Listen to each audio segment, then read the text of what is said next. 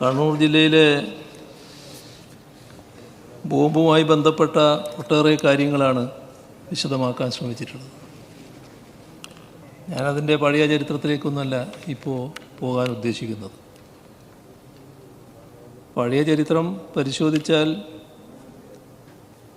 എവിടുന്നാണ് ബോംബിൻ്റെ തുടക്കം എന്നത് നമുക്കെല്ലാവർക്കും അറിയാമല്ലോ.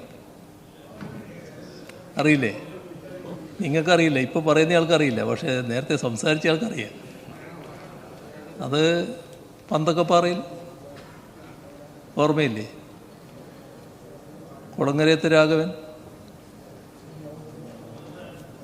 ഇനി ഞാൻ കൂടുതൽ പറയണം. കുളങ്ങരയത്ത് രാഘവൻ എന്ന് പറയുന്നത് അന്നത്തെ ആക്രമണത്തിൽ കൊല ചെയ്യപ്പെട്ടയാളാണ്. സർ, അതൊരു ബീഡി തൊഴിലാളിയായിരുന്നു. ആ ബീഡി ബ്രാഞ്ചിൽ തൊഴിലെടുക്കുന്ന ഘട്ടത്തിലാണ് അന്ന് ഒരു സംഘം ആളുകൾ ഈ ചെറിയൊരു ബാഗ് ഇങ്ങനെ തൂക്കിപ്പിടിക്കുന്ന ബാഗില്ലേ, ആ ബാഗിൽ ബോംബ് വിട്ട് വന്ന് അതിൽ നിന്ന് ബോംബെടുത്ത് എറിയായിരുന്നു. ബഹുമാനപ്പെട്ട അംഗത്തിന് അത് അറിയാതിരിക്കാൻ വഴിയില്ലല്ലോ. അവിടെ നിന്നാണല്ലോ തുടക്കം.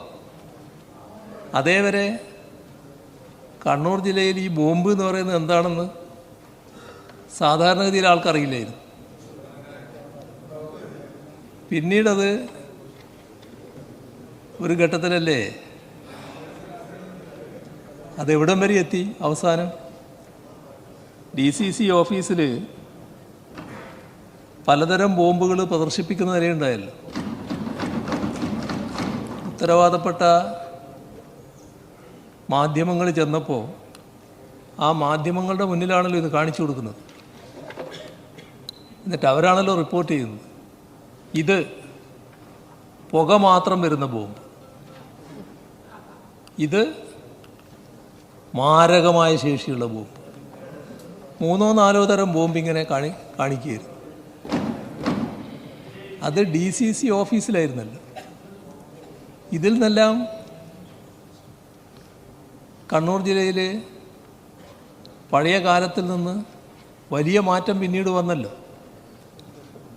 ഇപ്പോൾ സമാധാനപരമായ അന്തരീക്ഷം പൊതുവെ നിലനിൽക്കുന്നൊരു ജില്ലയാണ് കണ്ണൂർ.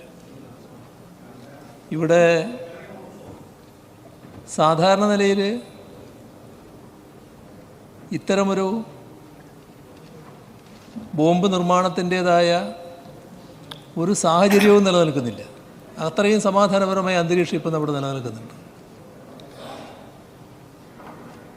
നമ്മുടെ സമൂഹത്തിൽ ബോംബ് നിർമ്മിക്കുന്ന പ്രക്രിയ ഉണ്ടായിരിക്കുന്നു. അതിനോടൊരു തരത്തിലുള്ള വിട്ടുവീഴ്ച മനോഭാവവും സർക്കാർ കാണിക്കുന്നില്ല. ഇപ്പോൾ പാനൂരിലുള്ള സംഭവം ബഹുമാനപ്പെട്ട അംഗം ചൂണ്ടിക്കാണിക്കുകയുണ്ടായി.